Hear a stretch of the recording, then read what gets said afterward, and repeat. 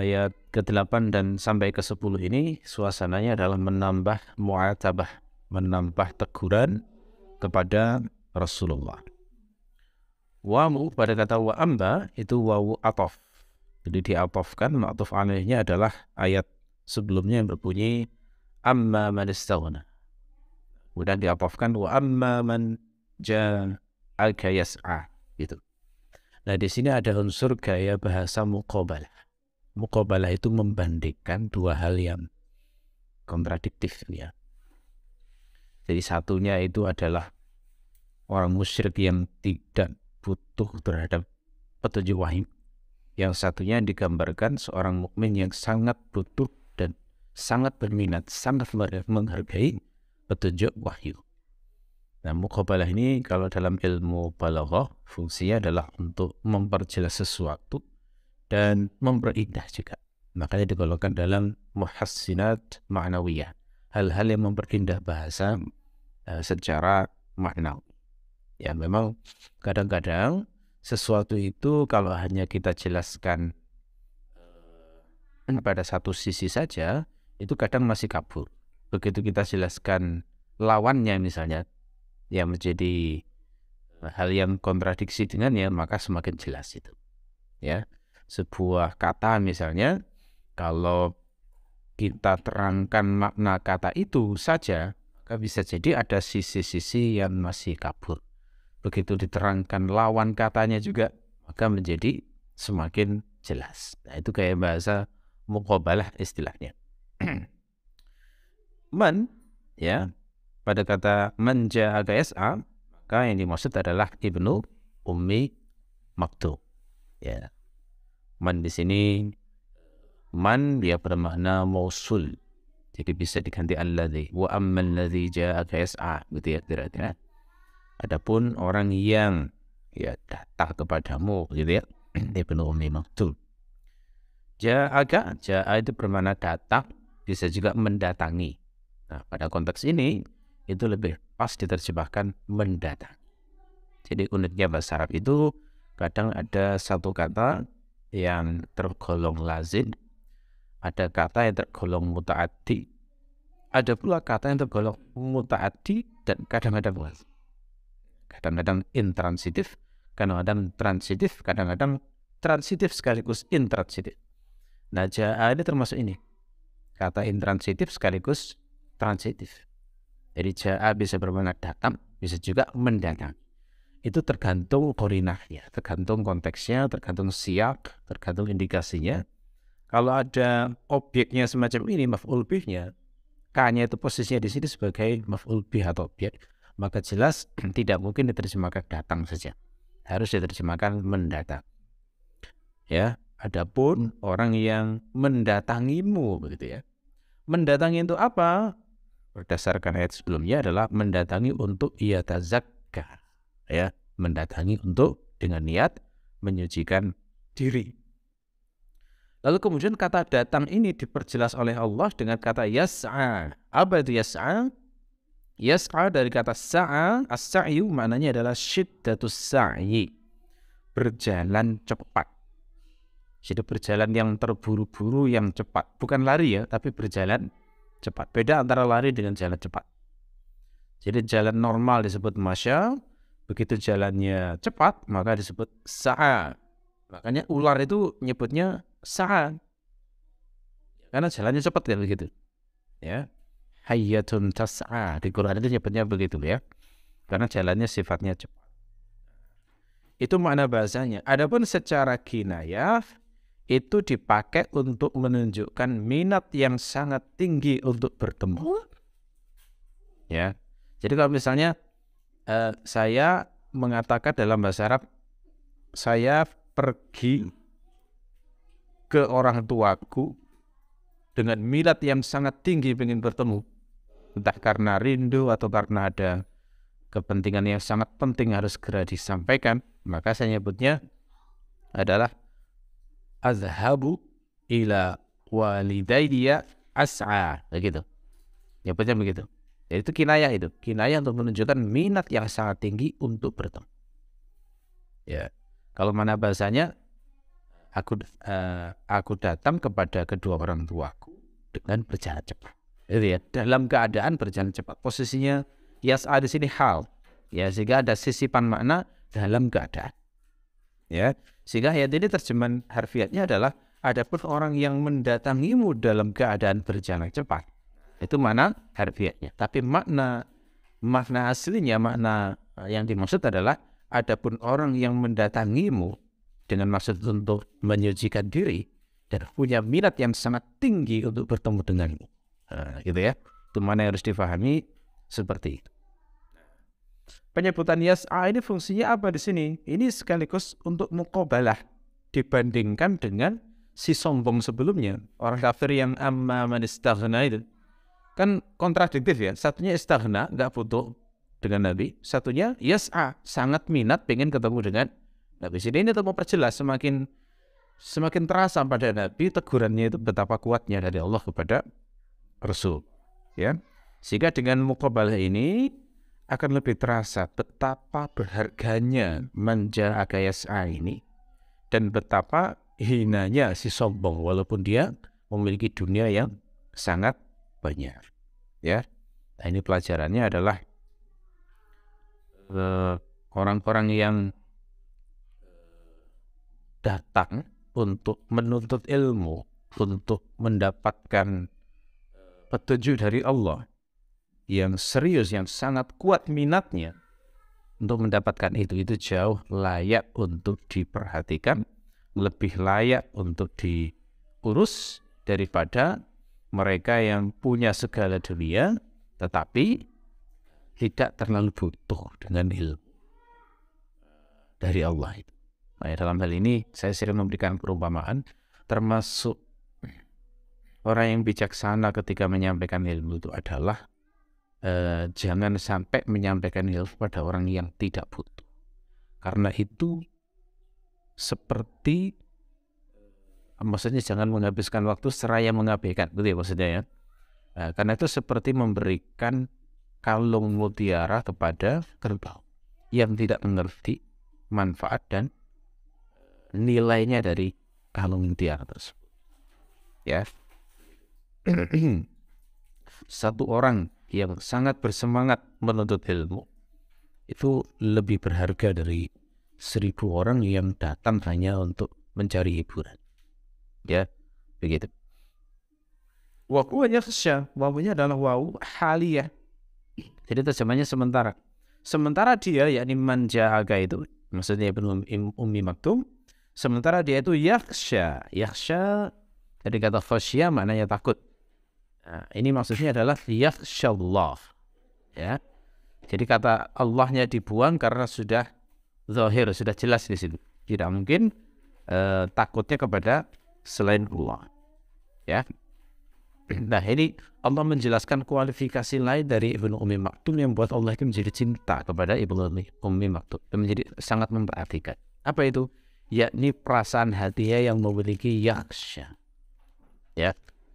Jadi kemarin kita sudah mendapatkan pelajaran kondisi-kondisi hati yang sangat diperhatikan Allah itu, yang sangat disukai Allah itu adalah orang yang punya niat dalam hati yang tazakka, pengen menyucikan diri. Meskipun bisa jadi dia babak belur setiap saat, bisa jadi sering tergelincir dalam perjalanan menuju Allah. Tapi karena dia punya yatazakka, maka Allah menghargainya. Termasuk juga yang sangat dihargai Allah adalah orang yang memiliki keinginan yatazakkaru. Jadi pengen melunakkan hati kembali, pengen mendapatkan pengingat lagi setelah sebelumnya dapat dan kemudian sempat mengeras karena urusan-urusan dunia. Lalu di sini Allah menjelaskan lagi sifat yang sangat disenanginya, yakni wa huwa yakhsha, takut kepada. Takut di sini konteksnya apa? Tentu saja takut segala hal yang membuat Allah itu murka. Tapi kalau konteksnya di sini diterangkan oleh Ibnu Asyur, yakni takut karena merasa kurang maksimal dalam menuntut ilmu sehingga Allah itu menjadi murka. Jadi kan beliau sudah beriman ya, Ibnu Ummi Maktum. Sudah beriman, sudah percaya kepada Allah, sudah percaya kepada Rasulullah, sudah mengerti hari akhir, sudah mengerti tugas hidupnya di dunia seperti apa. Lalu agar hidupnya benar kan berarti harus menuntut ilmu kan? Agar hidupnya benar. Agar benar-benar mendapatkan ridha Allah. Sudah jelas ini visinya untuk mendapatkan ridha Allah hidupnya. Bagaimana bisa mendapatkan ridha Allah? Bisa mendapatkan ridha Allah adalah jika dia dalam hidup itu menjalankan segala sesuatu yang diperintahkan Allah, melakukan segala perbuatan yang disenangi oleh Allah. Bagaimana agar dia bisa mengamalkan itu? Agar dia bisa melakukan itu, mau tidak mau harus menuntut ilmu. Beliau menyadari barangkali merasa dirinya, saya ini nggak sama dengan sahabat yang lain. Aku ini buta, tidak setiap saat bisa ketemu Rasulullah. Tidak setiap saat aku bisa bertanya kepada Rasulullah. Mungkin karena menyadari kelemahannya itu, maka beliau kemudian takut kepada Allah karena bisa jadi merasa dirinya kurang maksimal menuntut ilmu, maka datanglah kepada Rasulullah dalam keadaan takut. Gitu ya. Ini pelajarannya, ya kalau bisa memiliki semangat menuntut ilmu itu ya kayak Ibnu Ummi Maktum ini. Yang buta saja datang loh ya. Buta saja datang untuk mendapatkan ilmu. Ya. Apalagi yang normal, yang punya kaki, yang masih punya tenaga, yang tidak sakit, bahkan punya fasilitas oleh Allah, dikasih kendaraan, dikasih kekuatan, dikasih waktu luang. Itu semuanya adalah nikmat-nikmat Allah yang juga nanti akan ditanyakan oleh Allah. Jadi jangan sampai sombong, merasa sudah banyak ilmunya, sehingga kemudian merasa cukup dengan apa yang dimilikinya, sehingga enggan, ogah-ogahan menuntut ilmu. Kalau seperti Ibnu Ummi Maktum ini yang selalu haus menuntut ilmu, memperbaiki diri, ingin meningkatkan kesalehan terus-menerus, maka dihargai oleh Allah luar biasa. Dihargai itu sampai level dimuliakan, kisahnya dimaksudkan dalam Al-Quran dan dibaca terus sampai akhir zaman. Ya, walaupun secara duniawi kurang banget, sudah buta, gitu ya, miskin, ya, nggak terkenal, tapi akhirnya diangkat oleh. Beda dengan satunya yang Al-Walid bin Al-Mughirah, orangnya kaya, terkenal, qadhi, populer, gitu ya. Tapi karena istaghna, akhirnya namanya diulang-ulang dalam bentuk keburukan. Diulang-ulang sebagai contoh keburukan bagi umat manusia. Ya. Nah, rasa takut di sini diungkapkan dalam bentuk fi'il mudhari, yakhsha. Itu untuk menunjukkan apa? Untuk menunjukkan tajaddud, terus-menerus diperbarui. Nah, begitu ya. Jadi sifat orang beriman itu kayak begitu. Rasa takutnya terus yatajaddadu, terus berusaha diperbarui. Kalau pas keras lagi, hilang rasa takutnya, mencari ilmu lagi untuk menggunakan hatinya, sehingga kemudian timbul lagi rasa takut kepada Allah. Ya. Karena manusia itu kadang muncul rasa takutnya pada Allah kalau sudah dapat bencana. Kalau belum dapat bencana itu hilang rasa takutnya biasanya. Ya, pernah lihat sebuah rekaman video saat orang bencana tsunami itu luar biasa, kelihatan rasa takut yang luar biasa. Berarti astagfirullahaladzim, bergetar suaranya itu. Bergetar sekali, itu tertancap betul di memori saya. Astagfirullahaladzim, bergetar sekali ketika dia naik ke atas ini, atas bangunan rumah, sementara di bawahnya itu sudah air yang hitam ya, sudah bercampur berbagai macam lumpur, benda-benda macam-macam itu dengan deras sekali melewatinya. Dia sangat ketakutan sekali, sambil merekam sambil beristighfar, astagfirullahaladzim. Itu kan jadi pelajarannya. Rata-rata orang itu takut pada Allah itu kalau sudah nyata di depannya ada bencana yang mengancam nyawanya. Perhatikan juga rekaman orang yang sangat ketakutan saat turbulensi pesawat. Nah itu juga kelihatan itu. Takutnya itu luar biasa, bagaimana mencekamnya, bagaimana sudah siap-siap syahadat, bagaimana itu. Kadang-kadang kita itu oleh Allah itu dikasih pengalaman semacam itu, tapi kemudian dikasih selamat oleh Allah. Biar punya pengalaman, terus seperti dirasa perasaan takut pada Allah itu semacam ini harusnya, gitu ya. Pengalaman nyaris berada dalam kebinasaan, tapi akhirnya selamat. Nah, itu anugerah dari Allah supaya kita itu bisa merasakan harusnya yakhsha kepada Allah itu seperti itu. Karena Allah itu kuasa banget, kapanpun memberikan seperti itu. Sangat kuasa. Bisa itu. Ya, apapun itu. Saya sempat menulis beberapa pengalaman saya pribadi di website. Di antaranya adalah untuk mengingatkan seperti itu. ada berapa kali pengalaman diselamatkan nyawa gitu ya saat tenggelam. Wah, itu sudah mencekam memang rasanya meskipun masa kecil gitu ya. Saat mau ketabrak kendaraan, saat mau sakit yang parah luar biasa gitu ya, sampai kemudian sudah waduh. Sampai bapak saya sendiri sudah bilang wah cedek lagi gitu ya. Sudah dekat lagi ajalnya. Bapak saya sendiri sampai bilang semacam itu ya. Ternyata Allah masih belum berkehendak. Nah itu memang kalau direnungkan luar biasa, menyenangkan hati semacam itu. Bahwa Allah kuasa untuk membuat seperti itu. Sehingga di Quran pun itu juga demikian. Banyak sekali itu diingatkan orang-orang yang sombong dan angkuh itu dengan kekuasaan Allah di masa lalu. Lihatlah bagaimana Allah kuasa membinasakan Fir'aun dan seluruh tentara. Lihatlah Allah kuasa untuk membinasakan kaumnya Nuh. Ya dengan kaumnya Nabi Nuh dengan ditenggelamkan, diberi banjir besar. Lihatlah bagaimana kuasa Allah menghancurkan umat Nabi Lut dengan dikirim hujan batu, ya, dan berbagai pelajaran-pelajaran yang lain. Itu untuk level umat memang peristiwanya gede-gede. Tapi untuk level kita pribadi, saya yakin tiap orang itu akan dikasih juga itu. Dikasih itu ayat Allah yang sifatnya untuk individu-individu, yang sifatnya ayat Allah yang sifatnya untuk umat.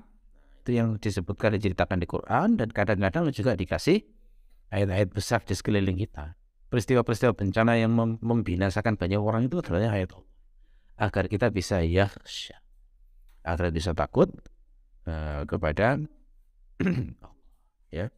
Seringkali yang mengikis rasa takut itu ya urusan dunia.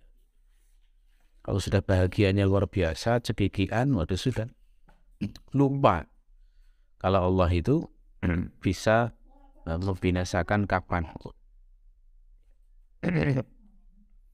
Jadi orang yang di hatinya ada rasa takut kepada Allah, serius mencari ilmu, dan hampir dipastikan bahwa ketika mendapatkan ilmu orang tersebut akan menambah kesalehannya, maka yang semacam ini harus diprioritaskan saat belajar ilmu. Wah, ini gak mudah betul itu bagi para ustadz, para kiai, para dai ya, yang seringkali terbiasa melihat orang itu kebanyakan dari hal-hal aspek duniawi. Kalau yang datang pejabat besar, beda sambutannya dengan ketika yang datang adalah orang miskin atau orang yang tidak punya kelebihan apapun di dunia. Padahal di sisi Allah yang besar, di sisi Allah itu yang kayak Ibnu Maktum itu, meskipun harus diprioritaskan. Ya. Oke. Dan ini sekaligus juga memberikan pelajaran kepada kita bahwa mengapa Rasulullah diperintahkan memberikan perhatian kepada Ibnu Maktum. Sebabnya adalah karena perasaan yang dimiliki Ibnu Maktum itu tidak selalu muncul setiap saat. Itulah. Perasaan yatazakkar, perasaan pengen yatazakkaru atau yazakkar, perasaan yakhsha kepada Allah itu tidak selalu muncul itu. Manusia memang matanya kan begitu ya. Jadi jangan dibayangkan orang takut pada Allah setiap saat takut. Enggak. Jangankan kita. Levelnya sahabat Nabi yang sangat dekat pada Nabi itu kadang sesaat begitu saja. Seorang laki-laki, seorang sahabat pernah datang kepada Nabi kemudian mengadu pada Rasul. Wahai Rasulullah, aku ini kalau di dekat engkau seakan-akan aku melihat surga neraka itu. Ketika kau ceritakan padaku itu seakan-akan melihat betul. Tapi kalau sudah sampai ke rumah, ketemu anak istri, sudah guyon, ya, sudah ketawa-ketawa, hilang itu semua. Wahai Rasulullah, apakah aku munafik? Itu pertanyaan para sahabat itu. Kata Rasulullah, seandainya engkau itu kondisimu setiap saat adalah seperti saat bersamaku, niscaya para malaikat akan menyalamimu di jalan-jalan. Tapi itu memang as-sa'ah. Itu memang hanya sesekali. Rasulullah sendiri bilang begitu ya. Itu level sahabat loh. Sesekali muncul perasaan gitu. Kadang kan memang ya perasaan. Kadang kita merasa dalam kondisi kayak kuat sekali pengen ibadah kepada Allah. Kadang kondisinya kita itu sangat semangat sekali ingin menuntut ilmu. Kadang kondisinya kita itu kalau ibadah itu rasanya kayak pengen gila-gilaan, rasanya pengen 1000 rakaat gitu ya. Kalau baca Quran rasanya pengen khatam semuanya dalam sehari gitu ya. Kadang-kadang punya perasaan kayak gitu. Tapi tidak selalu. Kata Nabi as-sa'a. Nah, perasaan kayak gini pas dia muncul itu yang harus dihargai, gitu loh ya. Makanya Allah memerintahkan Rasulullah perhatikan ini, karena perasaan yang dimiliki Ibnu Ummi Maktum enggak selalu itu akan datang pada dia. Ya, belum tentu seminggu lagi akan seperti itu, belum tentu sebulan lagi akan seperti itu, belum tentu. Ya, kadang orang perlu mengalami banyak peristiwa dalam hidup, dihantam bertubi-tubi, sakit hati berkali-kali, nangis setiap hari, baru kemudian ingat kepada Allah, lalu kemudian taubat kembali kepada Allah. Ada yang seperti gitu. Ya, beberapa artis yang taubat itu ceritanya konon setelah merasa takut dengan mati, dan perasaan gitu kan gak selalu muncul. Nah, ya kayak gitu memang gak selalu. Makanya ini pelajarannya harus segera diprioritaskan itu, karena itu tidak selalu muncul dalam perasaan seorang hamba. Fa anta anhu talaha, ya, fa-nya itu adalah jawab dari amma, ya, sebelumnya amma, kemudian ada jawab ammanya dengan fa. Maka anta di situ ketika disebutkan sebelum talaha itu, maka menunjukkan aspek talahinya itu kuat banget dan serius. Ya, dan itulah yang membuat Rasulullah itu ditegur. Nah, talaha itu apa maknanya? Talaha itu maknanya adalah tatasyaghal. Tatasyaghal itu berperilaku seperti sibuk, padahal sebenarnya tidak. Ya, tatasyaghal itu begitu. Ya, bisa juga dimaknai tazaful. Jadi ya mengabaikan. Gampangannya talaha itu cuek lah, mencueki. Kalau pakai bahasa kita, mencueki. Dan level talaha itu kuat karena di sini diawali anta dulu. Seandainya fatatalah begitu saja, maka itu biasa. Tapi kalau fa'anta anhu talaha, antanya diletakkan di awal dulu, maka itu menunjukkan bahwa talaha itu benar-benar talaha, benar-benar mengabaikan. Ya, benar-benar taghaful, sehingga membuat Rasulullah itu ditegur oleh Allah, karena tidak layak orang yang seberharga Ibnu Ummi Maktum di sisi Allah begitu berharga semacam itu dicuaikan dengan level seperti itu. Ya. Oke, jadi itu ya. Itu makna-makna umum dari 3 ayat yang kita baca pada pagi hari ini, dan ada banyak ibrah juga yang harus kita perhatikan dari 3 ayat yang singkat ini. Di antara ibrah tersebut adalah kadang Allah itu memberikan ilmu halus yang tidak tampak oleh akal rasional. Kalau kata Ibnu Asyur, ilmu yang dikandung dalam ayat ini itu bahkan level filosof pun nggak bisa menjangkau. Nggak bisa. Dari wahyu itu bisa menjangkau. Kenapa? Karena menurut pertimbangan rasional ya sudah benar. Keputusan Rasulullah untuk memperhatikan orang musyrik. Apa yang menjadikan itu kelihatan seperti sudah benar? Karena Rasulullah itu melihat Al-Walid bin Al-Mughirah ini itu kan lembut orangnya. Maksudnya ketika mendengarkan Rasulullah itu juga sopan, gitu ya. Orangnya sopan, lembut, mau mendengarkan gitu loh. Jadi dibacakan Quran itu didengarkan. Sehingga wajar kan Rasulullah itu kemudian berharap, kalau orang ini nanti menerima Islam, mungkin ribuan orang Quraisy nanti akan ikut di belakangnya, gitu ya. Tarjihnya Rasulullah itu seperti itu. Kenapa mentarjih Al-Walid bin Al-Mughirah? Sementara Ibnu Ummi Maktum itu zahirnya miskin, zahirnya buta, terus tidak terlalu kelihatan perannya dalam dakwah seperti apa. Menarik orang itu kan tidak terlalu kelihatan apa yang bisa ditugaskan pada Ibnu Ummi Maktum kalau memang nambah ilmu untuk Ibnu Ummi Maktum, ya kan? Dan kalaupun ilmunya didapat menjadi soleh, nanti solehnya paling ya mayoritas untuk dirinya sendiri, bukan manfaatnya untuk banyak orang, gitu ya. Ya, dan lagi pula Rasulullah itu bukan berpaling total, tapi maksud Rasulullah adalah ditunda. Nanti akan saya ajari, tapi setelah ini seakan-akan begitu loh. Ya, jadi bukan berpaling total, tapi apalagi Rasulullah melihatnya Ibnu Ummi Maktum itu sudah mukmin. Sudah mukmin artinya sudahlah, kalau sudah mukmin artinya kan tenang ya, sudah ada iman, sehingga nanti akan tinggal hanya memoles lagi biar semakin saleh, gitu ya. Dan Rasulullah sendiri juga tidak tahu hati Ibnu Ummi Maktum, kan juga nggak tahu tuh, karena Rasulullah tidak tahu hati manusia kalau nggak dikasih tahu Allah.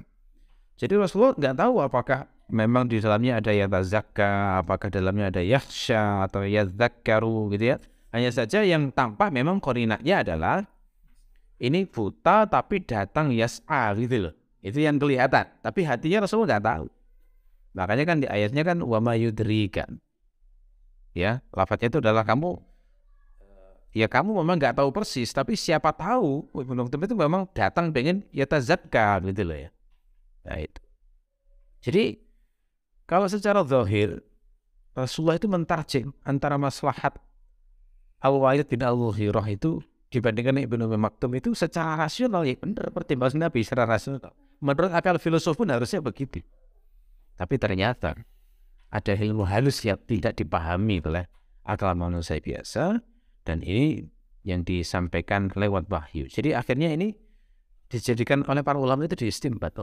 Berarti kadang-kadang sebuah kebenaran itu tersembunyi, dan Allah itu memberikan tanda-tanda kebenaran tersebut yang itu tidak akan ketemu kalau orang tidak berjuang keras, berpikir keras mencari tahu kebenaran tersebut. Ya, makanya di sini kemudian muncul sebuah kaidah dalam fikih itu ya. Ya, kaidahnya bagaimana? Innal mujtahida idza la hala dalil yab'athu 'anil mu'arid. Seorang mujtahid itu kalau dia mendapatkan sebuah dalil, dan jika tampak pada sebuah dalil, maka dia harus mencari dalil yang bertentangan. Ya coba, dari peristiwa Ibnu Maktum itu bisa digali kaidah semacam itu kan luar biasa ya. Artinya apa? Ya betul ini. Kalau seorang mujtahid itu ketemu dalil kemudian langsung disimpulkan, maka bisa jadi ijtihadnya salah. Ya, tapi kalau dia mencari dalil lain yang bertentangan dengan itu lalu dijelaskan, entah dikompromikan atau dijelaskan itu nasikh mansukh, lebih kuat ijtihadnya. Gitu ya, seperti kasus nikah mut'ah.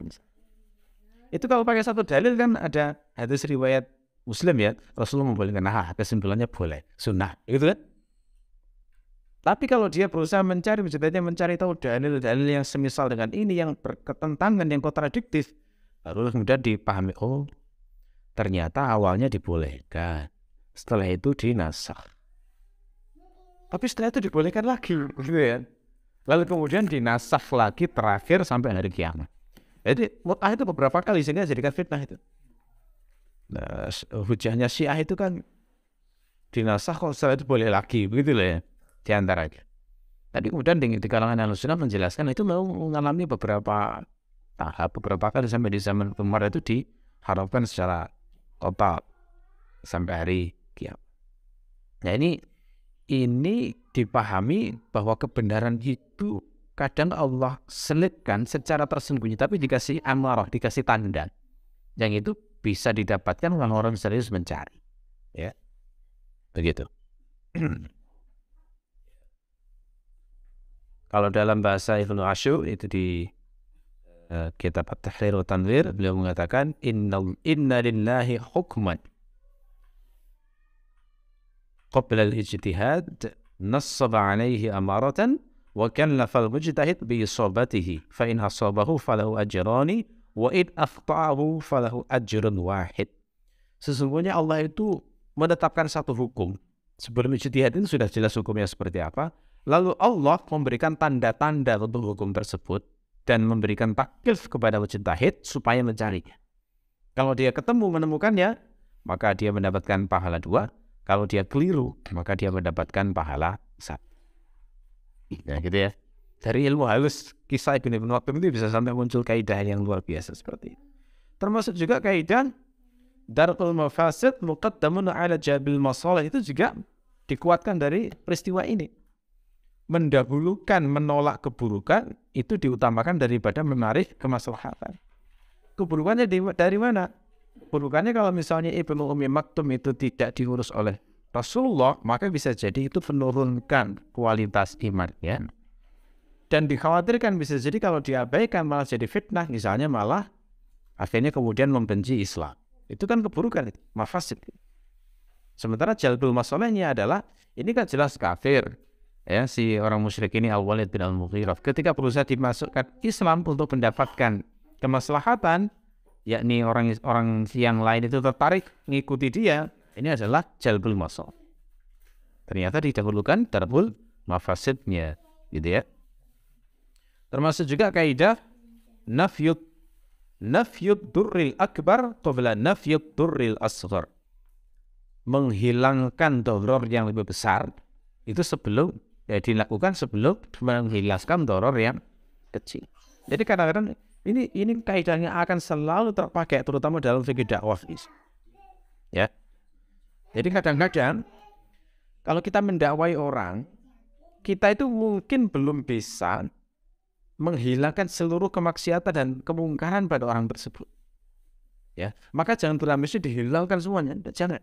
Utamakan dulu yang doror yang lebih besar. Contoh misalnya, ada seorang wanita yang dia itu belum Islam, lalu kemudian tertarik oleh Islam. Ya, tertarik oleh Islam. Dia sudah mau masuk Islam, tapi belum mengerti tentang ilmu tentang Allah, tentang akidah, tentang akhirat dan sebagainya. Ya, pada saat yang sama dia juga belum menutup aurat dengan sempurna. Misalnya, dia juga belum bisa bertindak jujur dalam setiap omongan-omongannya, masih sering maki-maki dan sebagainya. Kalau untuk mendakwahi, mana materi yang harus didahulukan? Ya, tentu saja harus akidahnya itu menjadi kokoh dulu. Jadi mengenalkan Allah harus ditahkan. Jangan keburu pakailah pakaian yang syar'i. Keliru itu. Ada berapa banyak orang yang pakai cadar tapi mulutnya busuk, kan banyak tuh. Mulutnya nggak terjaga. Itu karena keliru prioritas. Harusnya doror yang lebih besar itu diutamakan, diselesaikan sebelum doror yang lebih kecil. Ingat ya, syariat tentang menutup aurat itu baru disempurnakan setelah pindah ke Madinah. Jadi di Mekah itu selama 10 tahun lebih itu belum diurus itu masalah aurat.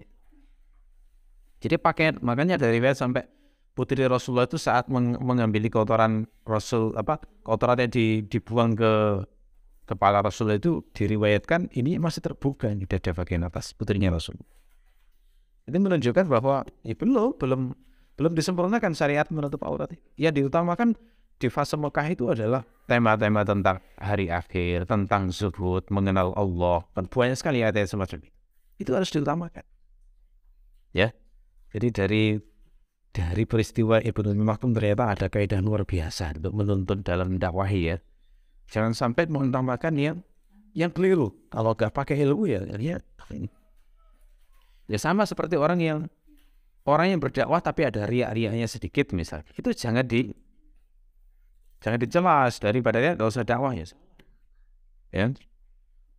Orang mau sholat ada keinginan biar dapat makan di masjid, biarkan dulu. Sholatnya itu sudah harus kita syukuri progresnya itu ya. Nah, lama-lama nanti akan menjadi semakin. Ya, meskipun ada orang kajian niat cari jodoh, ya biar aja, tidak apa-apa. Untung mau kajian, nanti lama-lama setelah tahu ngerti ilmu ikhlas ya malu sendiri nantinya, kan begitu tuh. Seperti para sahabat, sejumlah orang di zaman Nabi yang masuk Islam karena tertarik sistem pembagian ghanimah. Itu banyak kayak begitu. Dan sama Rasulullah dibiarkan, malah difasilitasi keinginannya itu keinginan duniawinya itu dipenuhi Nabi. Makanya ada istilah zakat untuk mu'allaf. Mu'allaf itu apa? Mu'allaf itu kan dari kata allafa, dilunakkan. Orangnya hatinya dilunakkan. Masuk Islam karena ada keinginan duniawi tadi, malah dikasih harta banyak oleh Rasulullah, semakin kuat iman. Tapi kemudian diciptakan atmosfer untuk terus belajar, terus memperdalam ilmu, menambah iman. Akhirnya lama-lama malu sendiri dengan motivasi awalnya. Itu makanya beberapa itu bersaksi. Kami dulu ketika masuk Islam karena pengen dapat ghanimahnya. Setelah kami tahu maka kami malu dengan niat kami dulu, maka fahasuna islamuhu, maka Islamnya menjadi baik. Ini kayak dia sangat penting sih. Menafikan doror lebih besar dulu sebelum menghilangkan doror yang. Nanti kalau ditarik ke fikih dakwah yang level sudah ke arah politik misalnya, itu luar biasa kalau diterapkan. terlalu kompleks, mau dihilangkan semuanya serentak itu susah itu ya. Makanya harus ada prioritas kemungkaran dilakukan seperti itu. Jangan kebiayaan jerat semuanya harus selesai, tidak bisa gitu ya. Oke. Baik, dari ayat ini juga bisa disimpulkan bahwa ihtidak itu bermacam-macam dan berlevel-level. Ihtidak itu mendapatkan petunjuk. Jadi orang yang awalnya belum mendapatkan petunjuk Islam, kemudian mendapatkan petunjuk Islam, berarti sudah mendapatkan ihtidak. Tapi baru levelnya level iman terhadap Allah dan Rasul. Setelah itu harus diperjuangkan lagi mendapatkan ihtidak level berikutnya apa? Yakni ilmu untuk yatazakka. Ilmu untuk menyucikan diri. Makanya saya sempat nulis artikel terkait dengan makna luar biasa dalam surat Al-Fatihah ya. Yang saya jelaskan di sana bahwa kita itu selalu diajari ihdinas siratal mustaqim setiap sholat itu. Kenapa? Karena memang untuk mendapatkan petunjuk dari Allah itu perlu perjuangan keras. Nggak bisa satu kali. Ya. Pertama-tama adalah petunjuk mendapatkan Islam. Ini ihtidak yang paling besar itu ya. Apakah selesai kalau sudah masuk Islam? Perjuangan berikutnya adalah mencari tahu apa saja yang buat Allah itu ya. Nah, kalau mencari tahu apa yang buat Allah itu berarti harus thalabul ilmi. Mengetahui awamir Allah apa saja, perintah-perintah Allah apa saja, dan nawahinya Allah itu apa saja. Setelah tahu, apakah kemudian bisa langsung semua? Tidak. Setelah tahu ilmu itu, maka perjuangan berikutnya adalah perjuangan ikhlas. Ya, perjuangan biar bisa diterima oleh Allah. Alangkah banyak orang berilmu tapi tidak sanggup melaksanakan ilmunya. Banyak itu. Ujian itu enggak mudah memang. Ada yang kadang berhasil kemudian gagal, berhasil gagal, berhasil sebentar, gagal terus. Ya. Ada lagi yang berhasil terus gagalnya sebentar. Itu. Ya. Selesai beramal soleh sekalipun sudah bisa, andai kan anggap aja sudah sempurna ya, sudah dapat petunjuk, sudah bisa melakukan. Tantangan berikutnya adalah istiqomah. Tidak semua orang sanggup istiqomah. Alangkah banyaknya kisah-kisah orang baik seumur hidupnya di akhir hayatnya kemudian su'ul khotimah. Alhamdulillah. Makanya dikatakan di sini tidak itu bertingkat-tingkat, berlevel. Gak bisa mengklaim orang itu akan terus mendapatkan jenda. Makanya doanya terus ihdinas siratal mustaqim. Nabi pun masih ihdinas siratal mustaqim. Padahal Nabi itu sudah sempurna, paling sempurna itu. Ya, saat Quran belum tuntas turun, itu ihdinas siratal mustaqim Nabi adalah meminta ditambahi ilmu supaya semakin banyak pengetahuannya sehingga bisa semakin ibadah semakin bagus, semakin taat semakin bagus. Begitu sudah sempurna, maka ihdinas siratal mustaqim Nabi itu adalah supaya istiqomah, supaya is consistent. Nggak ada peluang untuk ujub akhirnya, gitu ya. Oke. Nah ayat ini itu juga kata Ibnu Asyur menunjukkan bahwa Rasulullah berijtihad. Nah ini ada ikhtilaf memang ya. Tapi untuk kasus ini kalau pendapat Ibnu Asyur, Rasulullah berijtihad dalam perkara yang tidak ada wahyu, yakni mentarjih sesuatu dengan standar mana yang paling maslahat. Ya, misalnya ini adalah kisah Rasulullah saat memutuskan tawanan perang Badar. Waktu ada tawanan perang Badar, waktu itu ada dua pendapat. Pendapat pertama adalah dihukum mati semuanya. Ini pendapatnya Umar. Pendapatnya Abu Bakar itu nggak usah dihukum mati karena mereka juga ada kerabat kita juga, diambil tebusan saja karena kita juga butuh uang. Sahabat kan berhijrah kan ya, membangun dari nol gitu. Rasulullah akhirnya mengikuti pendapat Abu Bakar karena secara logikanya itu lebih dekat ya, masuk akal dan lebih dekat dengan sifat Nabi yang memang dominan rahmah ya, kasih sayang. Tapi pertimbangan Umar, kita ini adalah dianggap lemah, kita ini dihina-hina, kita ini tidak tampak wibawanya. Jadi kalau pas kita menang itu harus kita besarkan wibawanya dengan cara bersikap tegas, bunuh semua tawanan itu. Itu pendapatnya Umar. Sikapnya memang kayak gitu ya. Nah ternyata Allah itu menyetujui pendapat Umar. Gitu ya. Sehingga Rasulullah ditegur itu di situ. Kenapa kamu ngambil ini? Padahal harusnya itu harus dihukum itu semua tawanan perang Badar. Gitu ya. Ya ini kan kadang ya, berijtihad pada perkara halus kayak gini, kalau orang nggak dikasih ilmu Allah itu ya memang susah untuk menemukan hal yang tepat. Ya, itu salah satu keutamaan Umar di mana pendapatnya itu ternyata diafirmasi wahyu, dan itu terjadi beberapa kali ya. Termasuk diantaranya masalah cadar istri-istri Nabi. Itu sebenarnya diawali dari gagasannya Umar. Wahai Rasulullah, engkau itu nggak sama seperti kaum muslimin yang lainnya. Alangkah baiknya kalau istri engkau itu ada dipakai hijab gitu. Rasulullah waktu itu masih belum menyetujui karena nggak ada perintah. Ternyata setelah itu turun, istri Nabi seluruhnya disuruh memakai hijab, gitu ya. Akhirnya semuanya bercadar. Oke. Baiklah, itu untuk kajian hari ini.